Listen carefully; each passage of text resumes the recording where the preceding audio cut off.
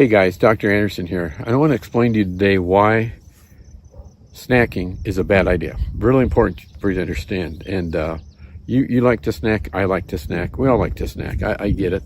But it's something that you really ought to resist, especially if you have nerve pain, especially restless legs and neuropathy. Just a little intro, if this is your first video watching me, I do surgeries to open up tight nerve tunnels to reverse both restless legs and neuropathy. I publish papers to validate the success that we have with these techniques.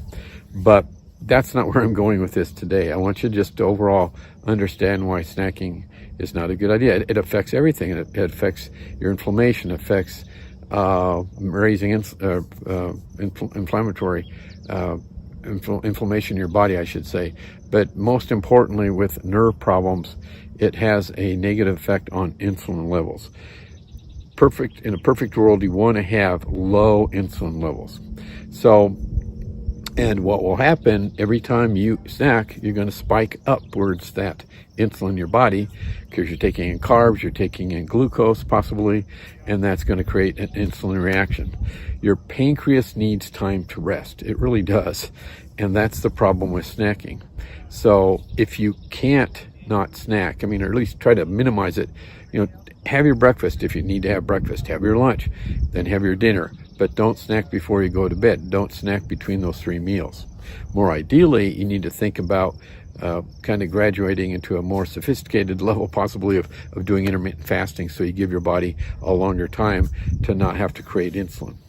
So let me explain what happens when you intake food and try to connect it now into the nerves and how it has a negative effect on nerves. So when you take in nutrients, when you take in anything with carbs and sugars, it's going to increase your body's output of insulin. So insulin levels go up, trying to put away the glucose that you ingested. And over time, that just kind of gets exhausted if there's no rest. And so one of the tests I think is so important to do is called insulin fasting. Most of you don't take that test. Most of you do hemoglobin A1C and you do fasting glucose. And those are good to do. Especially hemoglobin A1C, because it tells you over a period of about the last 2 months if your insulin levels have been relatively high. So that's a smart test to take. But the other 2 tests that are very, very seldom recommended are insulin fasting, or the other one would be a glucose tolerance test. So insulin fasting, it is what it says. You want to make sure your insulin levels are low. Low is good. Ideally, you'd like it to be below 5. I think mine's usually under 5, and that's pretty good. And because once it starts going higher, that is an indicating factor that you could be a pre-diabetic. And the same is true with glucose tolerance test. Glucose tolerance test is a test where you go in, you fast, and then you drink sugar water, and then they monitor how fast your body can put away sugars that you ingest into your body. So that's another good one. But the point I want to make is how this all interrelates to your nerve health is simply by one process. There's 2 actually, but I'm going to mention one for this video. It's called the polyol pathway. So what's the polyol pathway? Big fancy word. All it means is when you take in sugars, if your sugar levels go high because you have your insulin isn't responding like it should and you have insulin resistance, then what will happen is as your sugar levels go high, you have a breakdown product, a sugar molecule called sorbitol. Sorbitol likes to get inside your nerves, and as it's getting in there, it's kind of sticky. It stays in the nerve tissue, and it likes to attract water to your nerves. So we typically know that patients that have diabetes usually have nerves that may be 40% enlarged because of this water absorption into the nerve itself. And that is why if you're diabetic, you're much more prone to having compression of your nerve tunnels.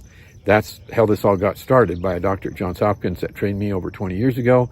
The idea is in the diabetic state, nerves are 40% larger. So guess what? When they go through the carpal tunnel area, there's going to be more compression. And there's multiple nerve tunnels in the lower extremity, 5 of them that we focus our attention on. And all of those tunnels, you might start seeing compression because the tunnel size stays the same, the nerve tunnel size stays the same, but the nerve now is larger, 40% larger, causing compression, causing damage. Then you get your neuropathy symptoms, then you get your restless leg symptoms. So that's kind of how this all interconnects. And very important, again, try not to snack, try to keep your insulin levels low. And the other thing is avoid processed food. If you're going to snack, have some nuts, have some fruit. What I always say is, eat what God made. Don't go buy things that are in a box. If it's in a box, might be okay, but chances are it's not okay. There's too much processed food in this country. As you may know, it's all over the press with Dr. Kennedy, and I think he's doing a great job, with what he's trying to bring to America to try to make us a healthier nation.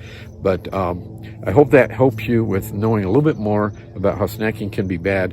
And it's kind of one of the first things you should start to think about doing when you think you've got neuropathy or think about the fact that you might be getting restless legs. So thank you for watching, and please subscribe to your YouTube channel. We really appreciate your support, and we keep growing every month and every year. And I like doing these videos. If you have any comments or questions, please feel free to comment. We'll try to get back to you. Thank you.